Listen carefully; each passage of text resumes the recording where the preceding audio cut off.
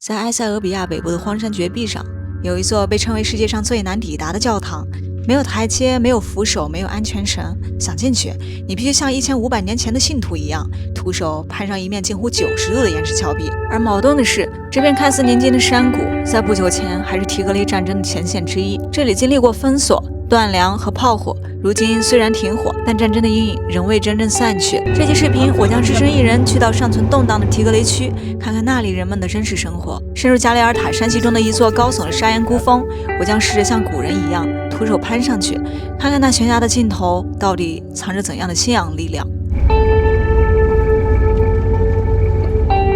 布林亚马纳嘎教堂位于埃塞俄比亚北部提格雷区。要想到达这个教堂，基本的路线就是从 Mekelle 到 Hausen， 然后到 Mega， 最后再到教堂。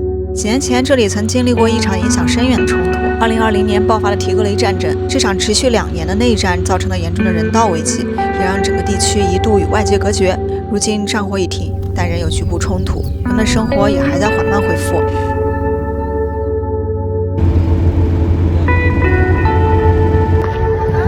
到了当地的一个车站，就是这样非洲的土车站。这个手机啊，就跟焊在了我的手上一样，谁他妈都别想抢我的手机。Housing how much? 600，都想骗我。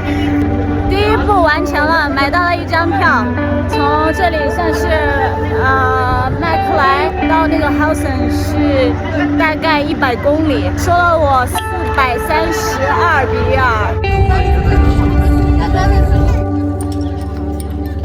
要坐一个当地的车，100。No cheating, no cheating. OK， 他收了啊，咱们走吧。听他们说话就像听天书一样。Okay. We are here. We are here. Yeah, Magal. This is Magal. 但是三蹦子把我放在了大概离教堂还有至少3公里距离的大路上。我问他把我送到教堂多少钱，他要价离谱的高，于是我准备自己走过去。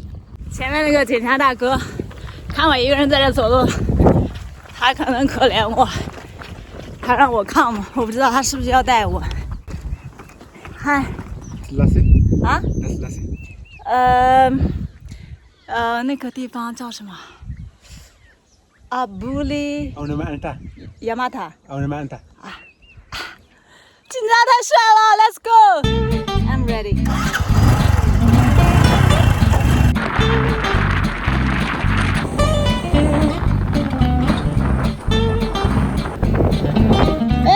这个警察把我请他吃花生米，拜拜，拜拜。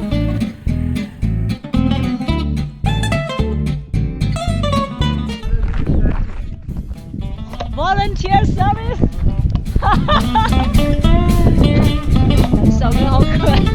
前面就是说他要给我当向导，我说抱歉我没有钱，我自己去。他现在要 volunteer。Yeah, brother. I will show you, and you will take us picture, and you will send to our WhatsApp or. Oh, Huh? you want a picture?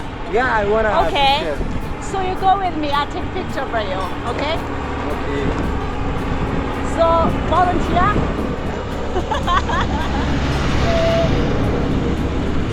那好吧，那 volunteer 的话，我就跟你们走一走。这就是新认识的2个当地的兄弟，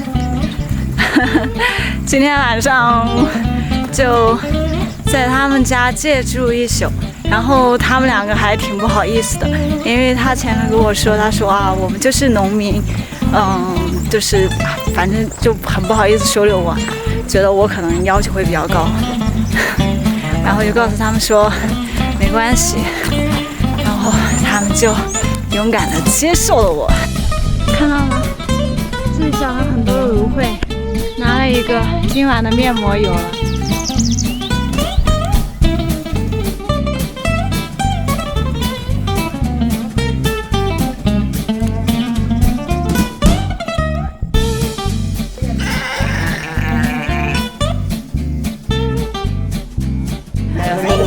他有好多朋友，他们全都来了。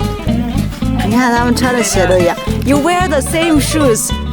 Yeah, actually, this is for farming, you know. 哦 ，OK Because OK。 summer.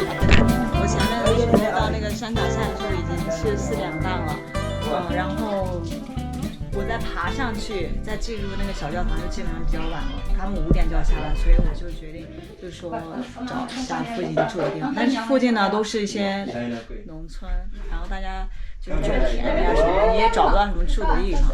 于是我就灵机一动，然后就跟那小兄弟说嘛，说咱们去人家借宿一下。他起初他比较害怕，你知道吗？因为有的时候你在跟陌生人说这种借宿一宿的事情的时候，一般人都会比较害怕这个陌生人。但是我有时候那种思维就是说，有的时候陌生人他反而会比较怕你，像当地的这些村民，他们还比较淳朴，他们甚至会怕我，可能会说就是怕我嫌弃他们的地方，也可能会说我这个陌生人会给他们带来危险。最后就是大家相处完之后，然后互相接纳了对方，但他们人特别好。你看他们睡的这种床啊，这就是土做的。然后他们知道我要来之后，然后到处借这种床垫子，然后借了一个床垫子放在这里。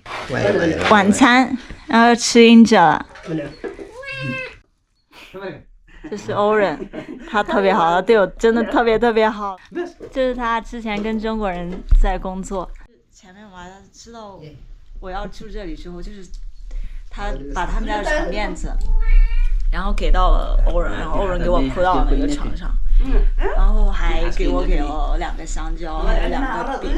就是说，他说中国人很好，之前跟中国人一起工作，然后说中国人帮助他很多，所以呢，他就对我特别好，就是沾了我们国人的光，因为他对中国人的印象很好，所以他很愿意帮助我。记录一下。Take it.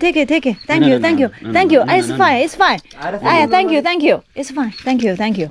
Yeah. 啊 ，Thank you 啊，拜拜。他人特别好，你知道吗？他腿就是干活，然后就已经被摔掉，然后就还折腾我，你知道吗？然后给我买香蕉，给我买那个饼，因为他害怕我吃不惯，还把他们家的床垫子给到我，太感谢了。我如果去周围找地方住，也就大概花几百比尔吧，那我还不如就是给他一点喽。早上好。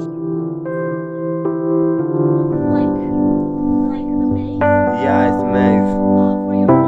Yeah. 昨天我就在这里睡觉，然后就睡得还挺舒服的，就是整个房间都是用土做的，然后床也是用土做的。靠近枕头那里它会高一点点，然后就是这样下去，这样躺在那里就感觉自己枕了一个枕头。你看，这是阿荣他们家，对不对？然后阿荣他前面告诉我说，其实3年前的话，他们的就是生活比现在要好很多，因为3年前的话，也就是2022年这边有战争，战争就摧毁了他们家园了，然后就导致他们现在就是这个看到的这个家都是重建起来的，我还挺好奇的。然后他就告诉我说，他现在生活的这个水平就跟那个1990几年差不多，就反而时代在进步，但是他们的家反而还不如之前的家，就是因为战争。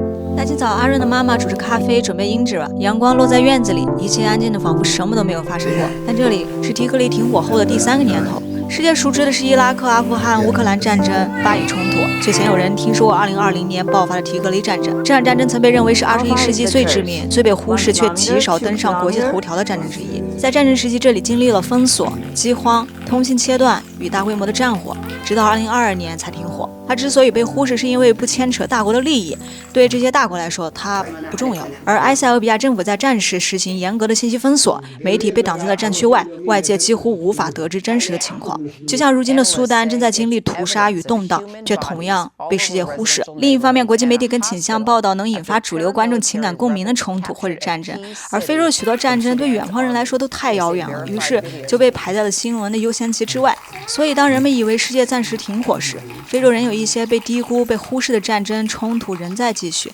而对于身处外界的人来说，往往只有当你以旅行者的身份真正走进这里，才会意外地接触到这些从未被广泛讲述的事实。Thank you very much.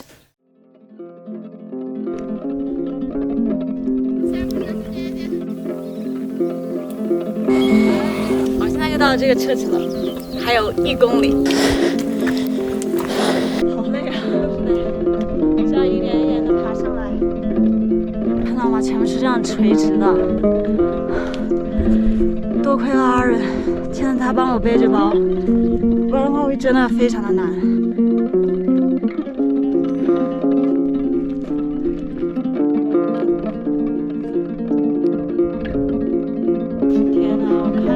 垂直的90度的岩石，然后要往上爬，这明明就是在攀岩啊！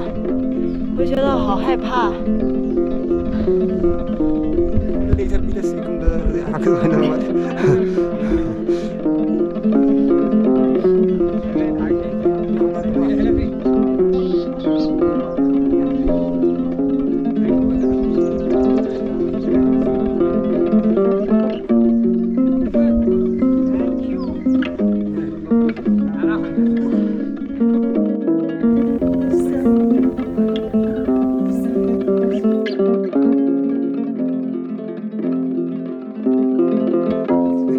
上到了这上面，就这边，看看这里，就真的是垂直的状态，一根绳子都没有。